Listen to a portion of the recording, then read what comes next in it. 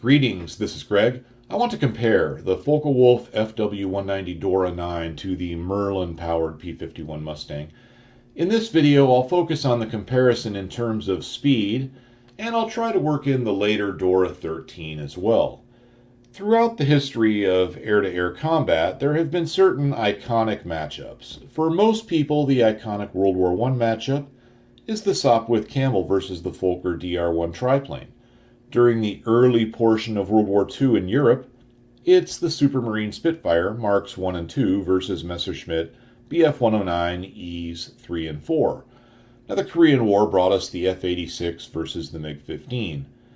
I should clarify that while I think these are the iconic matchups from those periods, I don't really think they're the matchups that were of the highest historical significance. For example, the German Albatross was much more relevant than the DR-1 in determining the course of the air war, and during the Battle of Britain, the Hawker Hurricane was more relevant than the Spitfire. But in terms of matchups, it's the Spitfire most people think about when they're talking about battling the early war 109s. Now, in terms of late war matchups, I would have to say it's the FW190 Dora 9 versus the P-51 Mustang.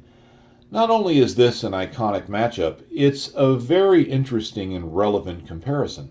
Both planes use liquid-cooled V-12s. Both were re-engined to provide improved performance at medium and high altitudes, and both were frontline fighters in 1945 that did encounter each other.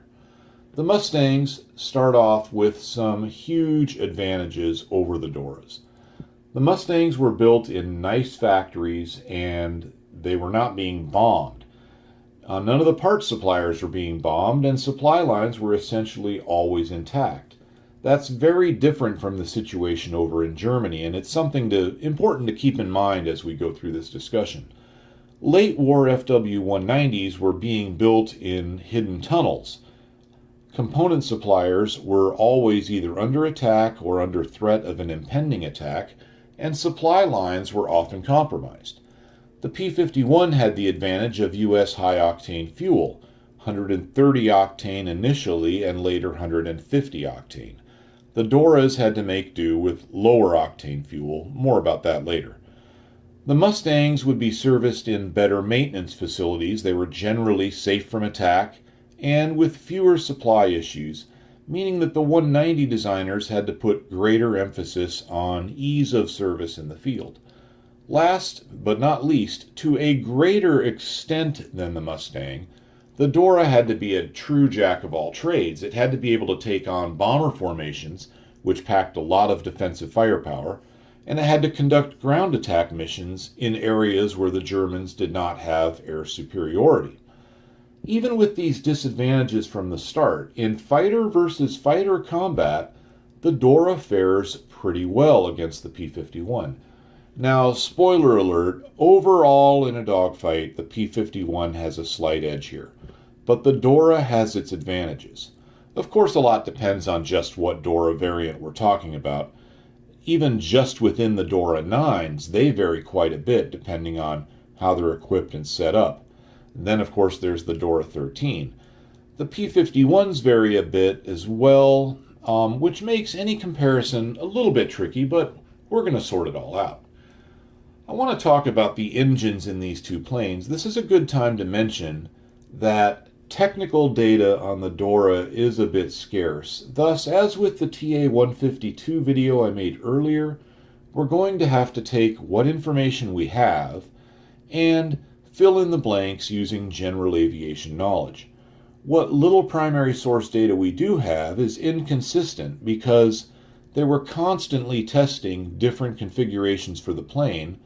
Also, pictures of the plane are rare, especially for the D-13 version, so I can't promise to always have the correct plane on screen to match the discussion. Now let's get back to our topic.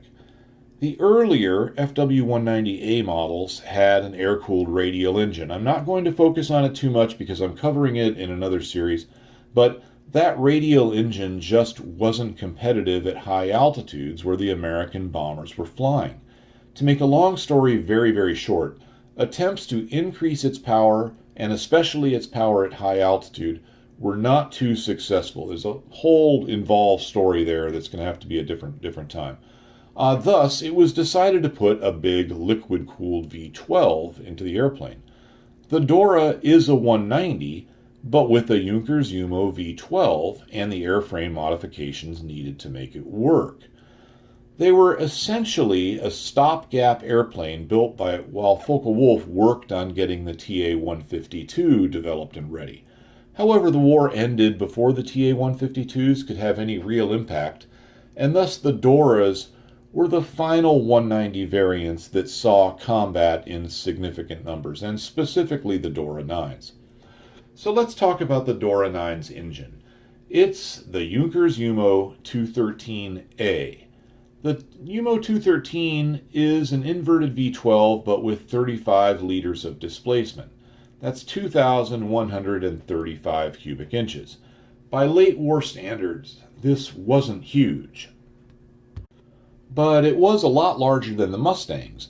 The Mustang's Merlin engine displaced about 27 liters, or 1,650 cubic inches. That extra 7 liters is going to help the Dora quite a bit. The Dora's engine puts out maximum power at 3,250 RPM, high by standards of the day. For the Mustang, it's 3,000 RPM. It also featured an excellent fuel injection system. On the downside, it only has one exhaust valve per cylinder instead of two, and the stem for that exhaust valve ran right through the exhaust port, restricting flow. The Dora's supercharger isn't anything to get too excited about. It's a single-stage unit with dual speeds. That was essentially state-of-the-art in 1942, but it's lagging behind a bit in 1945.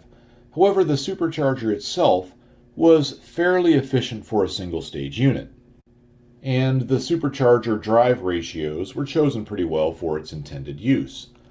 The Dora does not have an intercooler. None of the Doras do.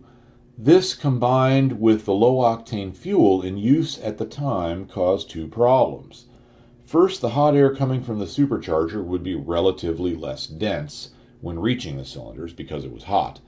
Second, the engine would have to run lower manifold pressures and lower effective compression ratios to avoid knock. Both of these factors affect power. Now, we need to talk about compression ratios because this is something we haven't really covered yet on this channel, and it's a big factor. I think I covered a little bit in one of the automotive videos, but we're going to go into a little more detail here.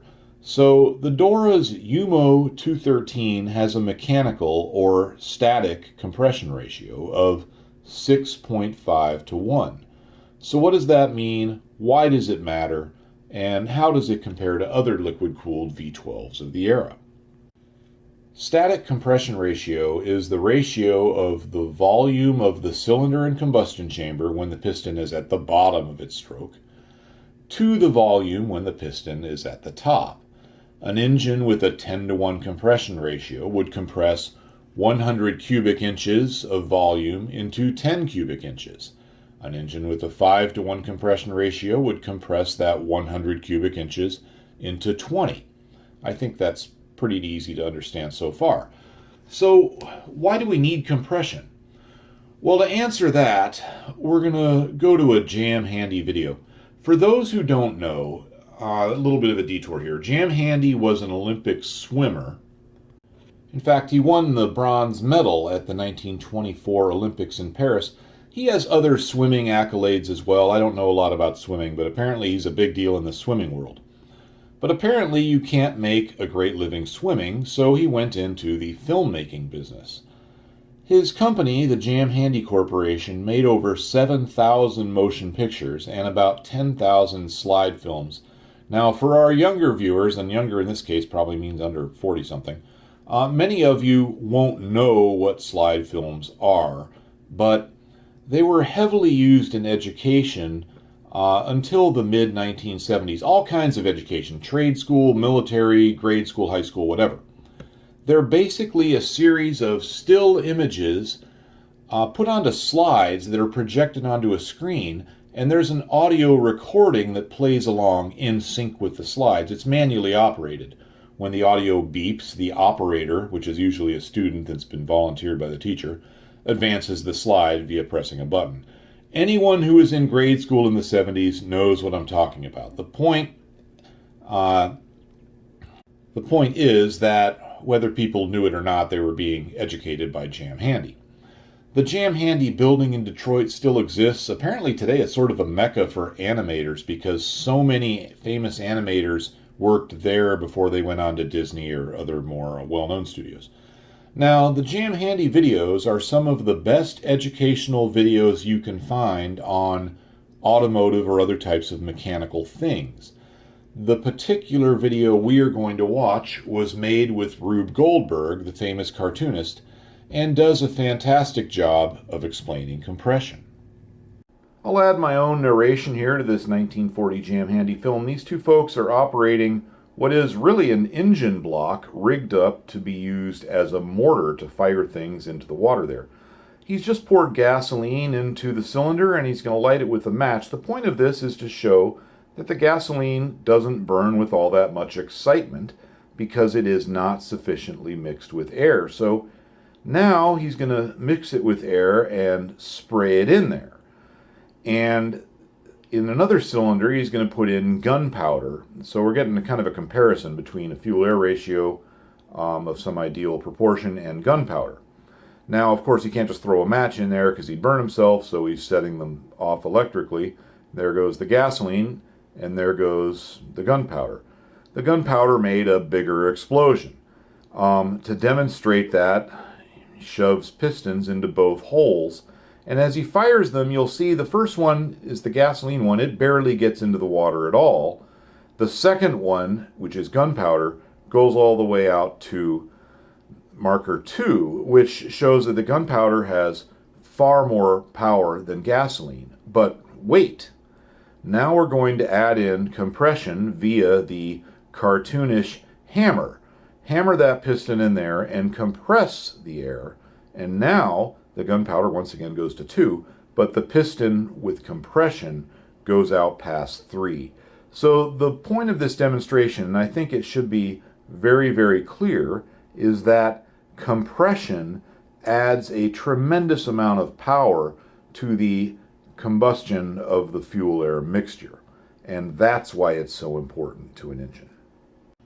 Now that demonstration does a good job. It makes it very clear that compression adds power, but as with everything, there are limits, and the limit we're concerned with here is the knock limitation. If compression is too high, the air-fuel mixture will explode early and violently, reducing power and often causing engine damage. Best case, in the case of damage, it would just damage a spark plug and you'd lose power from that cylinder for the duration of the flight. Worst case, it would damage one or more pistons and could cause the engine to stop running right now or just be able to limp back to base and have to be overhauled. In any case, avoiding knock in World War II airplanes, or any airplane with a piston engine, is a big deal, and the pilot manuals usually have a lot of instruction on avoiding knock. Now, we have to discuss the engine's effective compression ratio.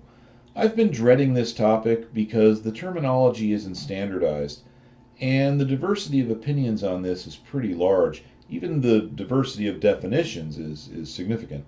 Now, for purposes of this discussion, I'll be using the following definition for effective compression ratio. It's the normally aspirated compression ratio that will have the same knock resistance as the supercharged version of the same engine with the added boost pressure, not accounting for the temperature rise. For example, a typical Dora 9 would run on Germany's B4 fuel, which was rated by the Germans at 87 octane. Without the MW50 system spraying, and more on that later, the engine was limited to a manifold pressure at sea level of 1.48 ATA or ATA, which is about 44 inches of mercury. That's not a lot. That gives it an effective compression ratio of about 7.9 to 1. If you're familiar with modern automotive engines, that might seem really low, but there are some things to keep in mind here. Aircraft engines need pretty large margins of safety because they operate at or near their limits for long periods of time, Plus, back then they didn't have modern knock sensors and computers to control ignition systems, so all the margins had to be a little wider than they are today. Adding to all of this, the Dora does not have an intercooler, so air from the supercharger is pretty hot when it reaches the cylinders. That contributes to knock. This isn't a huge problem in the case of the Dora because manifold pressure in this specific case is pretty low anyway, but it is a factor. So there are a lot of things that go into determining just how much manifold pressure an engine can run before encountering knock. In addition to manifold pressure, we have fuel octane and static compression ratio. These are all huge factors, and thankfully they're all pretty easy to quantify. But some of the other factors are more difficult. For example, piston and combustion chamber design, or the effects of the more advanced German fuel injection system, supercharger compressor efficiency. Air-fuel ratios factor in. They're pretty easy to quantify, but the effects of air-fuel ratios on knock on different engines at different temperatures and so forth get pretty complicated. Now, in previous videos, I've mentioned that the Germans didn't have fuel equal to the US fuels and that they had constant supply problems. Many of their best planes had to use their B4 fuel, which was rated by them at 87 octane. Now, one question that seems to come up a lot, and so I want to look at it, is how would various engines run if run on the same fuels? How would they compare? Well, finding a perfect apples-to-apples comparison is just impossible, but we can get pretty close. The U.S. Navy has a report on German fuels and found that Germany's B4 fuel had an octane rating of 89 via the motors method of testing, which is what was in use in the U.S., so slightly higher than the German rating. Now, we don't have data for a Merlin-powered P-51 on 89 octane, but we have something that I think is pretty close. Curtiss P-40s were built with both Allison V12s and Merlin V12s. Normally, they were set up to run on 100 octane fuel. However, they would often be ferried or fly non-combat missions using 91 octane fuel, and the manifold pressure limits for this fuel are in the manual. We can see that the Allison was limited to 47 inches and the Merlin 44.2 with 91 octane fuel. Now, the Allison runs with a 6.65 to 1 static compression ratio and the Merlin 6.0 to 1. That puts the effective compression ratio for these single-stage supercharged engines on 91 octane fuel at 8.33 to 1 for the Allison and 7.3 to 1 for the Merlin. We'll talk more about these P40s later in the episode.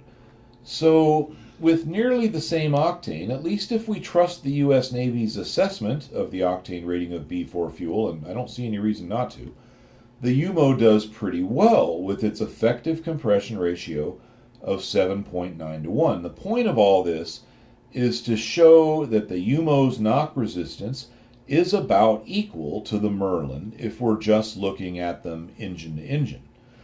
The problem is that in 1945, well, the problem for the Jumo, the P-51 would be running on 150 octane fuel with an aftercooler. In this configuration, it could and did routinely use 75 inches of manifold pressure.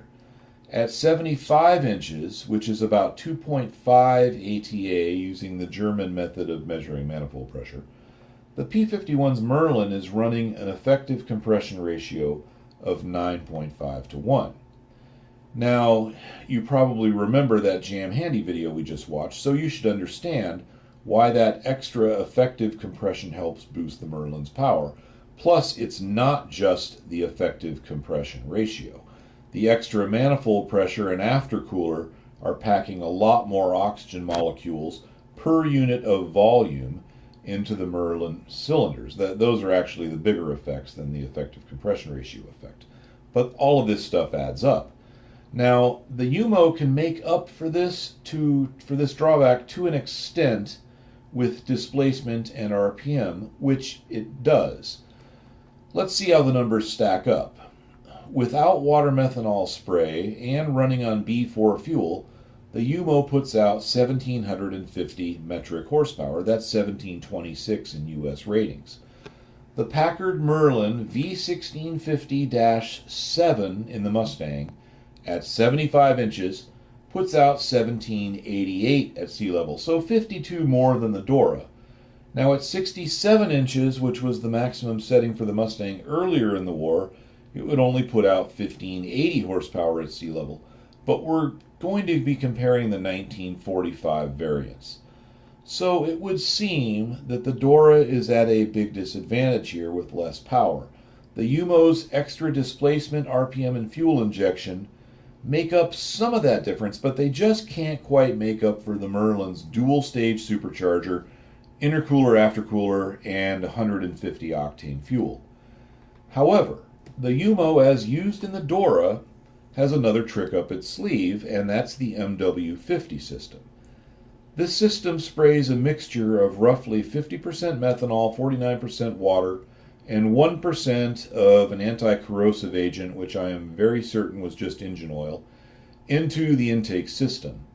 The result is a small increase in air density and a large increase in the engine's knock resistance. It's very analogous to using high-octane fuel, but without the supply problems and general headaches of procuring high-octane fuel.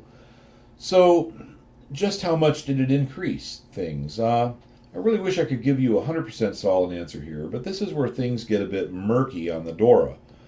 We know with a high level of certainty that Doras running B4 fuel and MW50 were using just over 1.8 ATA operationally. This gives it an effective compression ratio of about 8.7 to 1, not as much as the Merlin on 150 octane fuel, but close enough to allow the big Jumo to get the edge in power. This configuration puts out 2,100 metric horsepower or 2,071 US horsepower. However, the U.S. Air Force Museum at Dayton says that the Dora with MW50 puts out 2,240 horsepower. I can't find any original material with that number, but at 2.0 ATA it's certainly believable. I'll mention that 2.0 ATA puts the effective compression ratio at about 9.2 to 1, so this combination isn't too far behind the US 150 octane fuel in terms of its anti-knock capabilities. Now, I'm not certain that 2240 horsepower number is for 2.02 ATA. The original German manuals always mention RPM, but often don't mention ATA. In fact, I couldn't find any original material with horsepower data for the 2.02 ATA values at all. I'm just guessing that's the value used in the US Air Force's stated 2,240 horsepower number. I'll post updates in the description if I find out more. Now we'll take a look at the speed of the Dora 9. Choosing a configuration for the Dora is a bit complicated. It's not that there isn't any test data out there.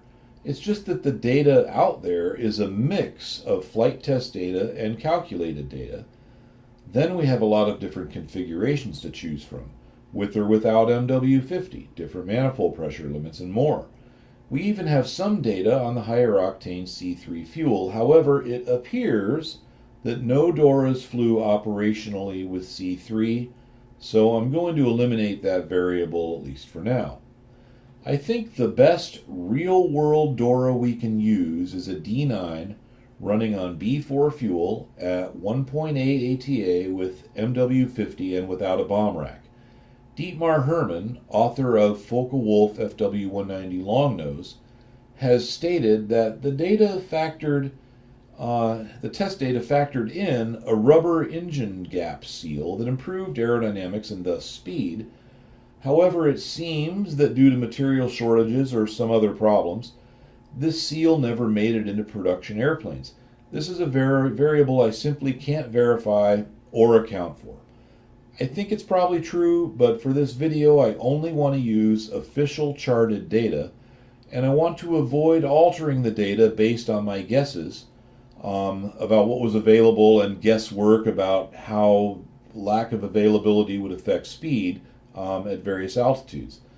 So I'm just plotting stuff straight from the official charts. Now that brings us here. I think this is the closest official data I can find to this configuration. I think this best represents a 1945 Dora 9. I highlighted the Dora 9's line in red. This is a 9 on B4 fuel with MW50 at 1.8 ATA. Let's graph this out in a format that's a bit easier to read. Just keep in mind that I'm graphing the original data at 500 meter increments.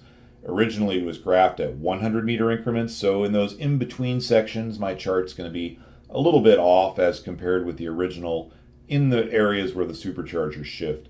Not really a big deal. Now, as you can see, the plane tops out at 606 kph or 377 miles per hour at sea level. At 18,000 feet, which is at about 5,500 meters, the second supercharger speed starts to run out of breath. Power starts to fall off, as does speed, but it's pretty fast up to about 25,000 feet, which is around 7,600 meters. So the Dora 9 does pretty well in speed, as we'll see when we compare it later to the P-51. Notice that it doesn't have a big loss in speed when the supercharger shifts gears to its higher drive ratio. For comparison, let's go back to this chart for a moment. I've circled the area where the 190A8 loses speed while it's in what many call the supercharger gap. That's not an official term, I just happen to really like it. I think it makes a lot of sense. The gap is an area where neither supercharger drive ratio works very well and consequently speed suffers. The Dora's supercharger gap is very small and it doesn't lose much speed there. There are a few reasons for that. First, I suspect the Dora's supercharger drive ratios are pretty closely spaced. I couldn't find the actual ratios, but that's what it really looks like to me. Second, the Dora's engine incorporates a swirl throttle. We've talked about that on this channel before. This minimizes the throttling losses below the critical altitude for each supercharger speed. I have an entire video on the Soviet version of this throttle, and it's pretty clear that the Germans copied the idea from the Soviets. In fact, they wrote a whole report about this in 1943, the Germans did. Third, the German superchargers were fairly efficient for single-stage units. We know that from the NACA test of the Jumo 211 supercharger, and I have to assume that the 213's was at least as good, probably better. So, while the Dora only has a single-stage supercharger, and with only 2 speeds, well, that was pretty normal for this time of the war, but considering these things, its performance characteristics are pretty good. However, as good as the Dora's system was, the P-51's was just better, which is a big part of the reason it can run at 75 inches of manifold pressure and do it reliably and efficiently. It was well known in the US that dual-stage systems would outperform single-stage systems in any apples-to-apples comparison, so they figured this out in the 1930s. So by 1942, many US fighters, as well as heavy bombers, had dual stages. Some, like the P-47 Thunderbolt, had a turbocharger for the second stage. Others, like the Wildcat and subsequent US Navy fighters, had dual-staged mechanical superchargers. But the point is, most of the U.S. airplanes were going towards dual stages. There were a few, P-40 Warhawk, for example, single stage. Now, if you're new to this channel, understand that dual stages means that you have a supercharger feeding another supercharger, which then forces air into the engine. So it's literally a supercharger on your supercharger. Dual stages and dual speeds are two different things. Stages are essentially the number of supercharger compressors or supercharging devices. Speeds are the supercharger drive ratios, like you have a 10-speed bicycle, you have 10 drive ratios on it. Now, the U.S. closely guarded dual-stage technology during the 30s and up until the very early parts of World War II, which is one reason that many of the F4F Wildcats built for export only had a single-stage supercharger. The British operated single-stage Wildcats. They called them martlets. Of course, this restriction would be relaxed later, and eventually the British operated many dual-stage U.S.-built planes. Now, in European fighters at the time, dual stages were unusual, maybe unheard of. However, necessity is the mother of invention, and there came a time when the British definitely had a necessity. The Spitfire Mark V, at a certain point, became slightly inferior to the latest Me-109s and Fw-190s. The answer was to add more horsepower. That solves all kinds of problems, speed and climb rate specifically. And the way to do that was to do what the US had been doing and add a second stage to the supercharger plus charge cooling. Now, before we go any farther, I need to address something. We constantly hear about the Rolls-Royce contribution to the P-51 Mustang, and those contributions are valid and they're important, but we rarely hear about the U.S. contributions that made the Merlin engine what it was, and so I want to talk about that a little bit. I'm not trying to underrepresent the importance of the Rolls-Royce contribution. I'm just trying to talk about some other things that were going on here. Now, the Merlin's first big showing in World War II was during the Battle of Britain. Yes, it made appearances earlier, but that was, let's say, the first big show for it. Now, we all know the story of the Battle of Britain. Merlin-powered Spitfires and Hurricanes stopped the German onslaught. The Spitfires of the time were very evenly matched with the 109E models in use by the Luftwaffe. You can make a great argument about which for either airplane being superior. Now, what isn't so well known is that it was the US 100-octane fuel in use by the British that gave their Merlin-powered fighters the performance they needed to do the job. Shortly before the Battle of Britain, the RAF was using 87-octane fuel. The switch to 100-octane fuel allowed them to run more manifold pressure. As seen in this chart, it allowed them to go from 7 psi up to 12 or 12.5. I put the conversions on the chart for you. I don't want to get sidetracked on the Battle of Britain airplane, so I'm going to summarize this. The boost increase allowed by the 100-octane fuel gave the Spitfire an extra 25 miles per hour of top speed at sea level and around 35 miles an hour more up at higher altitudes. Without this fuel, both the Spitfire and the Hurricane would have fallen well short of the 109E in performance. The fuel was supplied by the U.S., or at least the critical components for the fuel. Now, don't ask me how this doesn't violate the U.S. Neutrality Act, but somehow the Roosevelt administration came to an agreement with the British to supply them the fuel, or more correctly, the components to make the fuel. Now, fast forward to the Spitfire Mark V, and we're still running that same 12 pounds of boost from the single-stage dual-speed supercharger and still running on 100-octane fuel. It was making more power than before, sure, there had been developments, but at this point the Spitfire was just starting to fall behind the latest German fighters. Now, I'm not saying that the Spitfire Mark V was junk, far from it. It was still competitive. But let me put it this way. If you had to go back in time and fly a Spitfire in a fight to the death against a contemporary 109 or FW-190, you would not choose a Spitfire Mark V. So something had to be done. Dual stages needed to be added, but how? U.S. Army Air Force airplanes were using turbochargers for the second stage. A two-stage Merlin turbo would have been amazing, and that is something that was looked at. But packaging limitations would prevent its installation into a Spitfire. Back then, you needed a pretty big airplane to fit a turbo system. Just think of the turbocharged fighters that were successful, P-47 and P-38. They're both huge. Now, the U.S. Navy had their dual-stage gear-driven superchargers, and they were great. Arguably, the Corsair had the best system of the war. Now, these were more compact, but the second stage was remotely located, and the whole thing did take up quite a bit of space. That's why the Wildcats and Hellcats are so chubby. So that's clearly not an option for the Spitfire. We can look at the Corsair. It runs the same remote second stage system as the Hellcat and fits it into a narrow fuselage, at least narrow by standards of a fighter with a giant radial engine. However, It does this by putting the intercoolers into the wings. That's fine for a Navy fighter. They typically have fat wings, and the Corsair does. But the Spitfire's wings are very thin, so putting intercoolers in them, that's just out.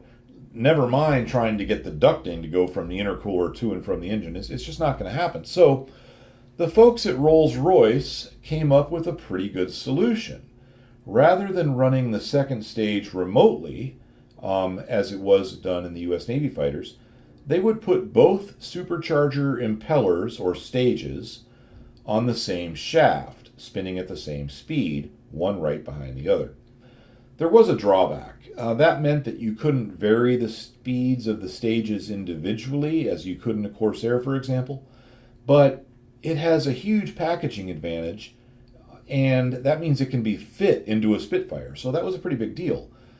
The drive mechanism was kept short by use of a Wright supercharger drive quill, which is another key point. Without that, the dual-stage Merlin was not going to happen, at least not in a Spitfire or a P-51. So now Rolls-Royce had a two-stage, two-speed drive system. They installed an aftercooler, which cools the charge air after the second stage. Confusingly, they call this an intercooler. At the time, the term intercooler normally referred to a charge cooler located between the stages, for example, between the turbocharger and the mechanical supercharger on a P-47. The Merlin, however, also has a true intercooler, which they called an interstage cooler. So the Merlin has an intercooler in between the supercharger stages. It's very small, and I question its effectiveness. And then they have an aftercooler after the second stage. So it's all a bit confusing, but just know at this point that the Merlin does have a real intercooler between the stages and a big aftercooler after the second stage. So it has a lot of charge cooling, especially compared to the Doras, which didn't have any charge cooling unless you count the MW50 system. Then, and the MW50 system is really totally different from an intercooler. We talk about that in other videos. So there are two more big factors coming into play. Eventually, the Merlin got the Bendix-Stromberg injection carburetor. This is a carburetor in name only, sometimes called an injection carburetor, sometimes called a pressure carburetor. It's actually what would later be called a throttle body fuel injection system, although that terminology didn't exist at the time. It had very precise fuel metering, which really helps to run extra boost because you need your air-fuel ratios to be dead on. It had no negative G issues and was very unlikely to suffer from icing. That's something that doesn't get talked a lot about. Carburetor icing is a big deal in airplanes, and when you've got to use the carb heat to avoid icing, power suffers, and you don't want to be in a dogfight with the carb heat on against a fuel-injected German airplane. That's not going to end well for you, and that was something that would be a factor. Now, last but not least, and we've talked about it before, 130 octane and later 150 octane U.S. fuels became available, and these allowed 67 and then 75 inches of manifold pressure, respectively, in the Spitfire, the British rated pressure and boost, but basically the same concept. Also, the British eventually ran Spitfires with 80 inches of manifold pressure, but we're going to use 75 as the peak number for the P-51. So when the P-51s were first built, they were built with Allison engines. So we're backing up a bit here. There wasn't much point in using Merlins at the time. Aircraft performance would have been about the same either way, but the Merlin was a more complex engine. As an example, the P-40 with the Merlin offered little performance advantage over the Allison. We can look at the specifications for a P-40E model with the Allison, and it's quite similar to the F model with the Merlin, and both are 1943 airplanes running on the same fuel. Now, the Merlin version had a little better performance at certain altitudes, but at a tremendous cost in additional complexity. With twice as many parts per engine, it was a logistical headache for the USAAF to operate both types in the Pacific, and thus many Merlin-powered P-40Fs were converted to Allison power for standardization. These were called P-40R1s. I don't know of any cases where people converted Allison P-40s over to Merlins, although it may have happened. So all this brings us to the Allison-powered P-51A Mustang. The A model was a good airplane, contrary to popular belief. It was very fast at low altitudes, quite a bit faster than the Spitfire Mark V with the Merlin engine. And so the Allison was probably the best choice at the time of the P-51's inception. But North America knew that at some point they may need to use a Merlin to keep their so they kept their options open. I don't think they knew why they might need to use a Merlin. They probably anticipated sales to England. It was the British that ordered the plane in the first place. So the British might want the Merlin for logistical reasons, or they may have guessed that the Merlin would have further advancements. Who knows? In any case, they set aside, this means North American, the company that built the P-51, set aside 2 airframes in 1941 for use with Merlin engines. So that was just plain good planning and foresight on their part. Now in 1942, so about a year after those 2 planes were set aside for Merlin engines, a team in England, including engineers from Rolls-Royce, installed a Merlin 61 into a Mustang. Their installation was not pretty, as you can see here, but it did work, and it got the interest of the U.S. Army Air Force. So we remember those 2 airframes that North Americans set aside. Well, they installed the Merlins in them, and it was a nice clean installation. They cleaned it up tremendously over the British effort. And this became the basis for the production P-51B. Now, I suppose we could dumb all this down and say that the British put a Merlin into the P-51, and that's what made it the legendary fighter it is, or it was. But that's really way oversimplifying and doesn't give credit where it's due. The truth is that the Merlin engine was sucking hind tit until it was infused with American technology, specifically the Bendix-Stromberg pressure carb, U.S. high-octane fuels, and U.S.-derived, if not designed, dual-stage supercharging with charge cooling. Rolls-Royce deserves a lot of credit for the engine and for making the entire package work, but not all of the credit. Then we add in Packard, who actually built the engines for the P-51Bs. The Packard Automobile Company had been building Merlin engines under license before the U.S. entered the war. Again, might be a Neutrality Act issue there. Anyway, but at this point in the story, they're cranking out Merlin engines in pretty large numbers. About a third of all Merlin engines were built at the Packard factory. Over in England, Merlins were built in at least 3 factories. Some by Rolls-Royce, some by Ford of England. Ford in the United States built 1, meaning 1 single Merlin. Packard built Merlins for the P-51, and they added some small improvements, primarily better bearings and some mass production techniques that were also adopted over in England. But basically, the Packard version was a part-for-part clone, including, interestingly, the Whitworth fasteners. I would have assumed that they would have changed it over to SAE or metric or something. No, Whitworth. Good luck getting tools for that.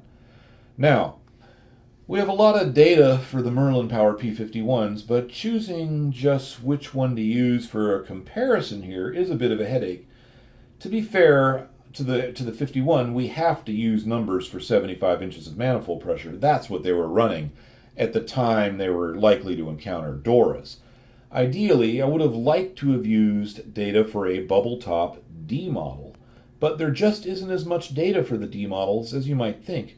There's plenty of D models at data at 67 inches, but not a single test I could find at 75 inches. All the data I could find at 75 inches manifold pressure is for the Razorback model, so that's what I'm going to use. Now, it's still a relevant comparison, though, because half of all P-51s flying in Europe at the end of the war were Razorbacks, meaning B and C models. Charts show that the B models and D models, the bubble top, have nearly identical speeds anyway at equal manifold pressures. I'll put up the original source charts at the end of this video to back that up. I used numbers for a plane with bomb racks, as nearly every picture of a Mustang over Europe during the war shows it equipped with racks. So what we have is a B model at 75 inches with bomb racks. It's powered by a -7 variant of the Merlin. Here I've graphed the Dora with 1.8 ATA. I think this is the most realistic comparison we can come up with. All the data is from original charts and is representative of actual planes as they would have encountered each other over Germany. If there's bias in the chart, it's towards the Dora, as actual production airplanes may not have been this good. Production quality was suffering a lot by the time Doras were built, so this is probably what we could call a best case Dora at 1.8 ATA, but that's just my opinion. It is original source data. Now, as we can see, up to 2,000 meters, which is about 6,500 feet, the Mustang is about 3 to 5 kph faster, or about 2 to 3 miles per hour. I should mention now that I graphed these charts in meters because the Dora charts were in meters and it was just easier to do it that way.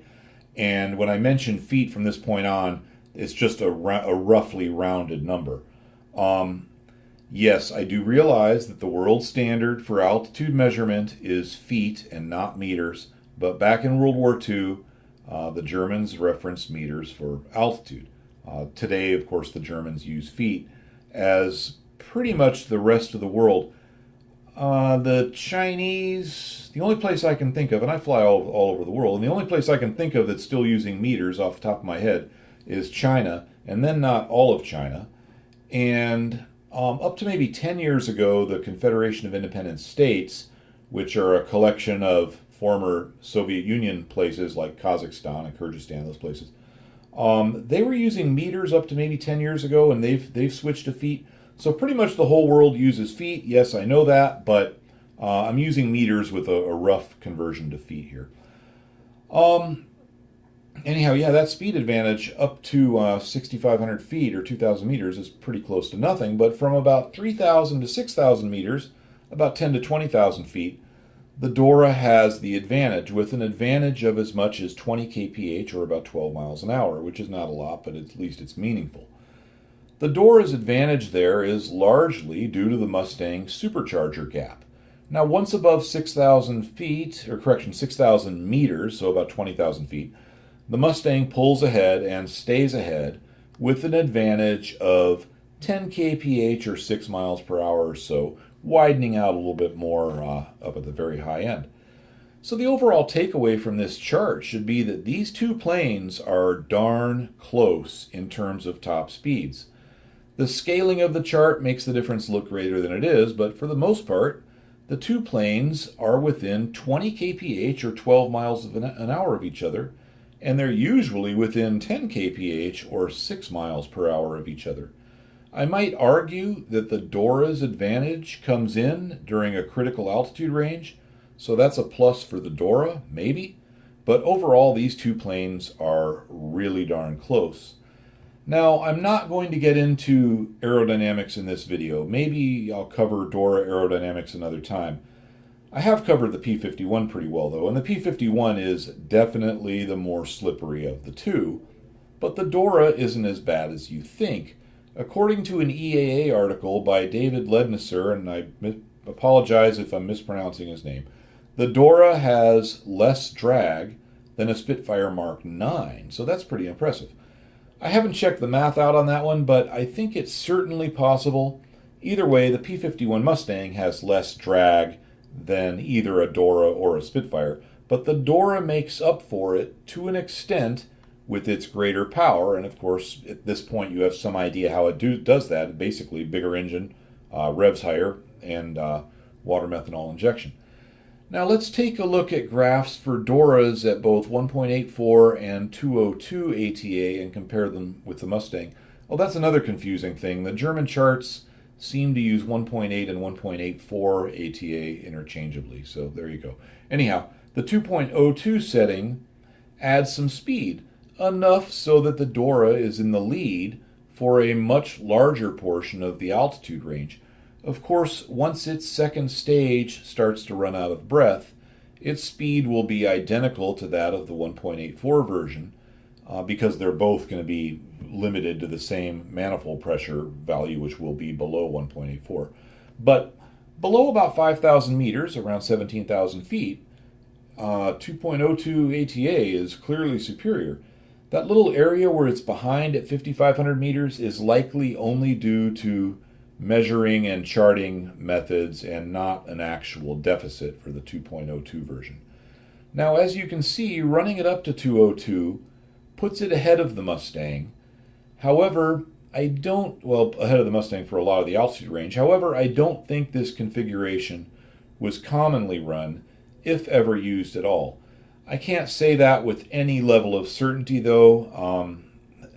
Records for German stuff at the end of the war is pretty spotty, and we know that they tested Dora 9s at 202 ATA, so it seems certainly possible that some crew chief would have cranked the planes up to that level, but bottom line is I just don't know. I guess my take on that is I don't think they ran 202 ATA, but if somebody wanted to include that level of power in a flight simulator or something, I don't think that would be unreasonable.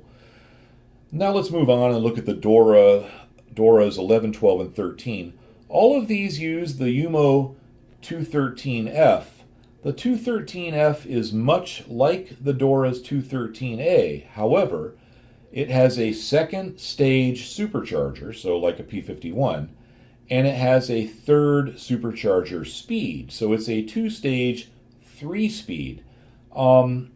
I think it has different drive ratios for those first two speeds, although as compared with the Dora 9, I can't say that with absolute certainty. Basically, the Dora 11, 12, and 13 with the Jumo 213F are basically running a TA-152 engine, but without the intercooler. That's a good way to think of it. Now, only 17 Dora 11s were built. You can think of it really as a Dora 9, but with the second supercharger stage and third speed added to the Jumo engine. And as we're going to see, that's going to help a lot. The Dora 12 was a test airplane using the same engine as the Dora 11 and revised armament. The Dora 12 had 3 cannons, two 20mm in the wing roots and a 30 in the spinner. But the Dora 12 was never a production airplane. It's only useful to us because we have test data for it, and we don't have test data for the Dora 13. The Dora 13 had the 3-stage Jumo, so the same engine, and triple 20mm cannons, 2 in the wing roots, 1 firing through the propeller spinner. The cowl-mounted machine guns were gone, which cleaned up the plane a bit aerodynamically as compared with the Dora 9. The 13 had other improvements for all-weather flying and the addition of hydraulic-powered ailerons, a la P-38 Lightning. There was also a Dora 15, which used a Daimler-Benz engine. It had massive potential but was never fully developed, thus the 13 is the high watermark here. We don't have performance data for the Dora 13, but we do have it for the 12, and those numbers should be essentially identical. The data is for B4 fuel and at 1.84 ATA with MW50. Sadly, we don't have anything for it on C3 fuel or at 202 ATA, or potentially it could run higher because of its dual stages. Large numbers of D13s were ordered, but only 17 were built, which is why, although I consider these Leda Doras to be very interesting, it's really the Dora 9 that matters in terms of comparisons and impact on the war. So, I don't want to give the impression that I think that Dora 13s were up there battling P-51s in mass. That just didn't happen. Now, here's the chart. Clearly, once it's above 5,000 meters, that longer dual stage second speed really takes over. You can see why I'm pretty sure the first two stages are, or first two speeds I should say, are re-geared as compared with the Dora's 213A. Then the third stage kicks in, or correction, third speed. Even I get confused with this. The third speed kicks in around 7,000 meters, and performance stays strong all the way to 10,000 meters and higher. Just to clarify, this engine has 2 stages like the P-51, and they're also on the same shaft like the P-51, so they spin together. And then it has 3 speeds. So, anyhow, that's all for now. Special thanks to my Patreons who made this video possible and got special early access to it. please view my Teespring store linked in the description. I have t-shirts, coffee cups. I'll be adding more stuff. The wife has insisted that I come up with some way to monetize my YouTube channel hobby here. Apparently, she insists I'd be better off working part-time on my days off from flying as a Walmart greeter, and I would make more money. That is true, but I think she's failing to take into account that I would probably be fired on my first day. And YouTube, if they were going to get rid of me, they probably would have done it by now. Anyhow, I hope everybody has a great day, and I look forward to seeing you and reading your comments in the next video. Thanks. Goodbye.